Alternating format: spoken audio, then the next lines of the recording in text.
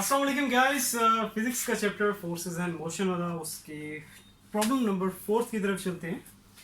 So problem number 4 की statement में बात कर रहा है एक बॉल की जिसका इसने मास दिया हुआ है 0.4 kg, जो कि वो कहता है कि travelling with the speed of 15 metre per second strikes a rigid ball and rebound elastically. So एक बॉल है, ये आ गई बॉल, एक रिजिड वॉल है, ये कह लो इसका एक ग्राउंड लेवल है। यहाँ पे कहीं एक पर्सन खड़ा हुआ है, उसके हाथ में बॉल है जो कि यहाँ पे थ्रो करता है वॉल की तरफ।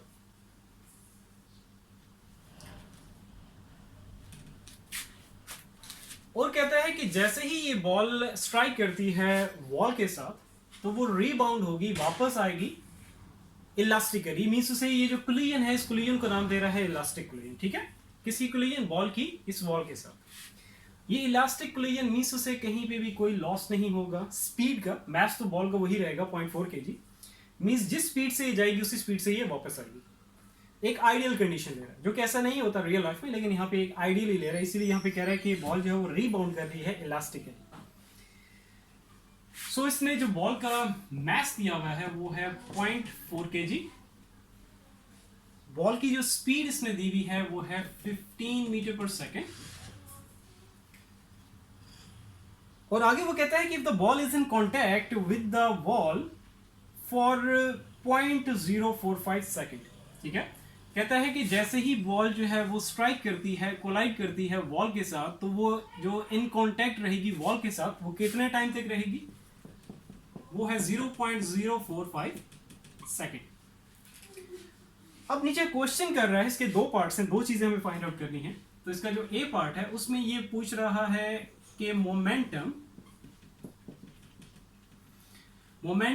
इम्पार्टेड, नीचे लिख लेता हूं स्पेस में, मोमेंटम इम्पार्टेड टू वॉल। ये कितना मोमेंटम बॉल की बात कर रहा है। ठीक है, क्योंकि बॉल जाके स्ट्राइक कर रही है वॉल के साथ, तो बॉल ने कितना मोमेंटम जो है वो पास ऑन किया है, या इम्पार्टेड का मतलब सिंपल है गिव। तो कितना मोमेंटम इस बॉल ने वॉल को दिया है, ये हमें फाइंड आउट करना है। और सेकेंडली जो चीज हमें फाइंड आउट करनी है वो है the average force exerted on the wall. Simply इसको मैं यहाँ पे कह देता हूँ एफ से रिप्रेजेंट। सो अब सोल्यूशन की तरफ चलते हैं। तो सबसे पहले जो ए पार्ट है कि momentum imparted to the wall, ये हम लोग फाइंड आउट करते हैं। सो इसके लिए हमें momentum imparted to the wall, तो इस चीज के लिए हमें जिस चीज की जरूरत पड़ेगी वो सबसे पहले क्या है कि बॉल को इस पर्सन ने जो थ्रो किया है, तो इसका जो मोमेंटम होगा बिफोर कोलिजन वो हमें फाइंड आउट करना होगा। And momentum after collision means जैसे ही बॉल आके स्ट्राइक करती है वॉल के साथ, उसके बाद रीबाउंड होती है, तो आफ्टर कोलिजन जो इसका मोमेंटम होगा बॉल का, जिसको यहाँ पे मैं पी प्राइम से रिप्रेजेंट कर रहा हूं, तो ये हमें इनकी जरूरत पड़ेगी। तो सबसे पहले हम लोग फाइंड आउट करते हैं momentum before collision. Momentum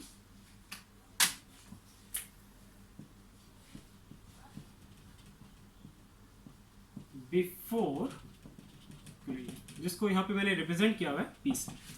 momentum क्या है? Product of mass and velocity. Mass क्या है बॉल का? वो है 0.4, और वेलोसिटी मीन स्पीड क्या है बॉल की? वो है 15। तो इनको मल्टीप्लाई करोगे तो ये आपके पास आ जाएगा 15 इंटू 0.4, तो ये आपके पास आ जाएगा कितना? 6। तो ये आ गया 6। यूनिट आपने लाजमी यहाँ पे लिखना है। मोमेंटम का यूनिट क्या होगा? kg metre per second. सो ये तो हमारे पास आ गई है मोमेंटम बिफोर कोलिजन, इसकी वैल्यू हमारे पास आ गई है। मैं इसके ऊपर ही लिख देता हूँ क्योंकि यूनिट भी मैंने लिखना है साथ इसके। तो 6 kg मीटर पर सेकेंड। अब चलते हैं मोमेंटम आफ्टर कोलिजन, लेकिन उसके लिए यहाँ पे मुझे एक वर्डिंग में कुछ लिखना होगा, तो पहले मैं वो लिख देता हूँ एंड देन फिर आगे हम लोग मोमेंटम आफ्टर कोलिजन जो है वो फाइंड आउट करते हैं। स्टेटमेंट में यहाँ पे बात कर रहा था कि जो बॉल है वो रीबाउंड करती है इलास्टिकली, मीन्स एक आइडियल कोलिजन की बात कर रहा है। सो यहाँ पे आपने लिखना है फिर कि as ball rebound elastically,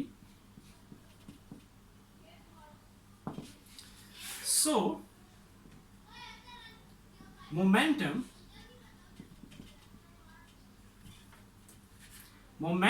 after collision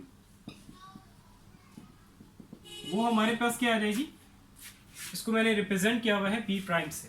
सो ये इक्वल हो जाएगा नेगेटिव mv के।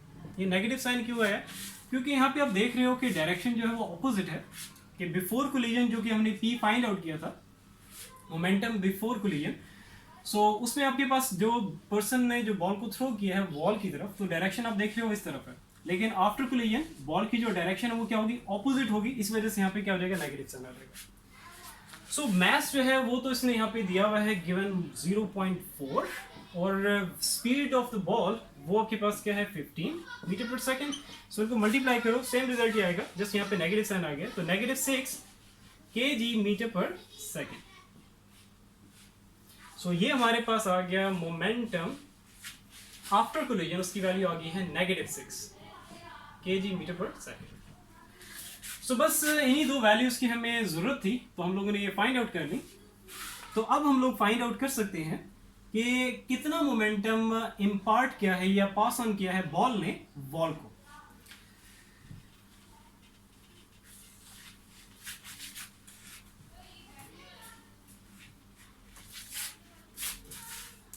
लेकिन उससे पहले हमें जो चीज यहां पे फाइंड आउट करनी है वो है चेंज इन मोमेंटम, जिसकी आगे भी हमें जरूरत पड़ेगी।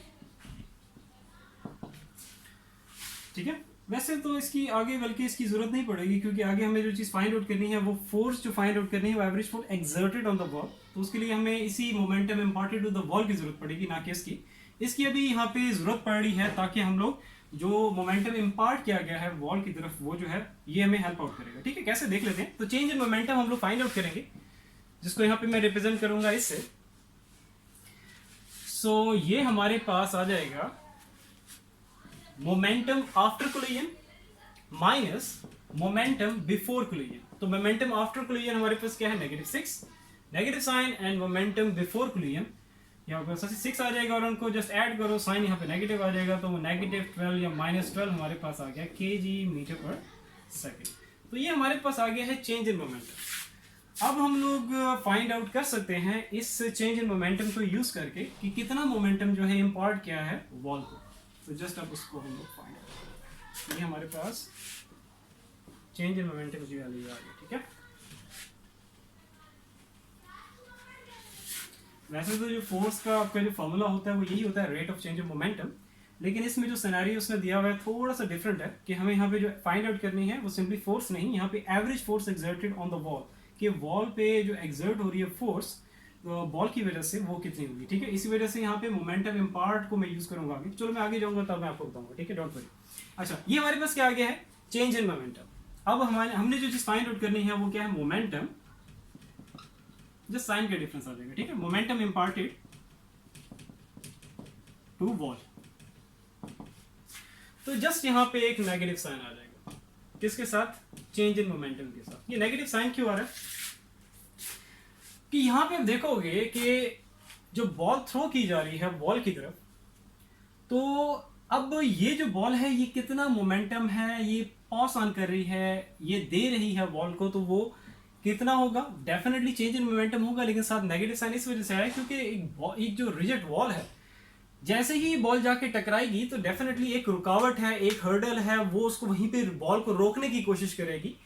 ठीक है, क्योंकि एक रिजिड वॉल है, वो मींस ये बॉल के अंदर इतनी कैपेबिलिटी नहीं है कि ये वॉल को आगे पुश ऑन कर सके। ठीक है, वॉल को आगे धक्का दे सके, तो मींस डेफिनेटली एक हर्डल है, एक रुकावट है जो कि ऑपोजिट डायरेक्शन में फोर्स लगाएगी डेफिनेटली। ठीक है, तो अभी जो हम लोगों ने जो चीज फाइंड आउट करनी है कि इस बॉल की वजह से जो फोर्स लग रही है, या ये बॉल जो है ये कितना मोमेंटम जो है, फोर्स नहीं, यहाँ पे बेटर वर्ड मोमेंटम है, क्योंकि वही हमें फाइंड आउट करना है कि ये बॉल जो है वो कितना मोमेंटम पास ऑन कर रही है, जिसकी वजह से यहाँ पे नेगेटिव साइन आएगा, क्योंकि बॉल जो है उस बॉल को रोकेगी डेफिनेटली।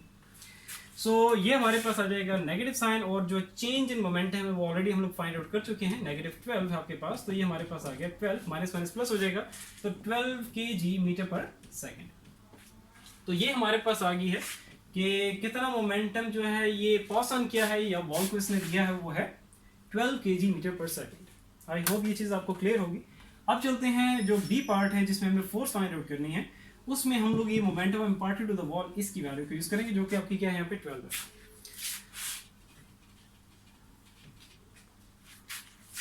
इसका रिजल्ट यहीं पे लिख देता हूँ, ठीक है,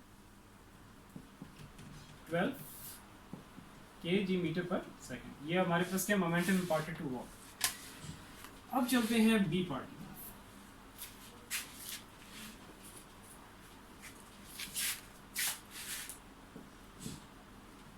अच्छा, बी पार्ट में अब हमें फाइंड आउट करनी है कि फोर्स, एवरेज फोर्स एक्सर्ट हुई है वॉल को, मींस जो बॉल है वो कितनी फोर्स एक्सर्ट कर रही है वॉल पे।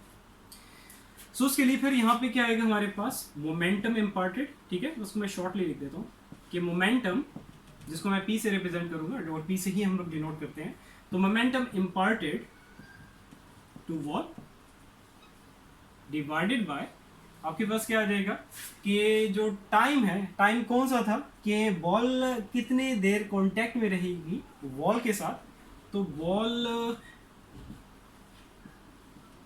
कांटेक्ट टाइम, बस इतना लिख दोगे तो इनफ है, ठीक है। ये चलो इसको आगे हम लिख ही देते हैं, ball contact time with wall, ठीक है। बस अब वैल्यूज पुट कर दो।